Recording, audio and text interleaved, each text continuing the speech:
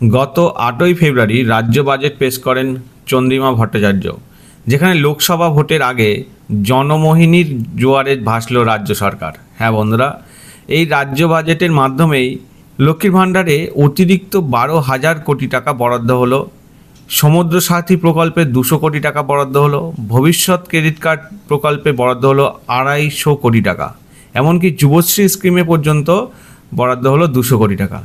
100 দিনের কাজে যুক্ত শ্রমিকদের বকেয়া টাকা দিতেও বরাদ্দ করা হলো 3,799 কোটি টাকা। হ্যাঁ বন্ধুরা, আপনারা ঠিকই শুনছেন। এবার থেকে যে দ্বাদশ শ্রেণীতে ট্যাব দেওয়া হতো, সেই পরিবর্তে একাদশ শ্রেণীতেই স্মার্টফোন হাতে চলে আসবে পড়ুয়াদের হাতে, যার জন্য অতিরিক্ত 900 কোটি টাকা বরাদ্দ হলো এই বাজেটে।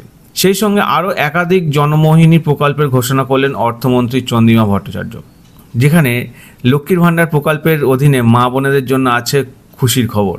হ্যাঁ, আপনারা ঠিকই শুনেছেন। মুখ্যমন্ত্রী মমতা বন্দ্যোপাধ্যায় জানিয়েছেন, গত 1 ফেব্রুয়ারি থেকে দুয়ারে সরকার এবং সরাসরি মুখ্যমন্ত্রীর মাধ্যমেই লক্ষ্মীর ভাণ্ডারের জন্য 90 লাখ আবেদন জমা পড়েছে।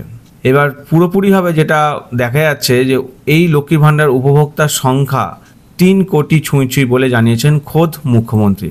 সেই পরিস্থিতিতে এবার বাজেটে লক্ষ্মীর ভাণ্ডারের বরাদ্দ আরও বাড়তে পারে বলে ধারণা ছিল সংশ্লিষ্ট মহলের, আর সেই আশঙ্কাই একদম সঠিক হয়ে গেল এই বাজেটের মাধ্যমে। এখানে এই বাজেটে জানানো হয় যে লক্ষ্মীর ভাণ্ডার প্রকল্পের জেনারেল ক্যাটাগরির আওতায় যে সকল মহিলারা 500 টাকা করে পেতেন, তারা এবার থেকে মাসে 1,000 টাকা পাবেন।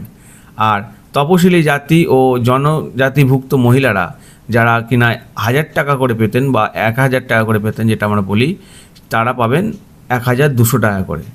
তবে বলে দিই, এই টাকাটা কিন্তু নেক্সট মাস থেকে পাবেন না। এই টাকাটা আপনাদের এপ্রিল মাসের প্রথম দিক আপনাদের ঢুকবে।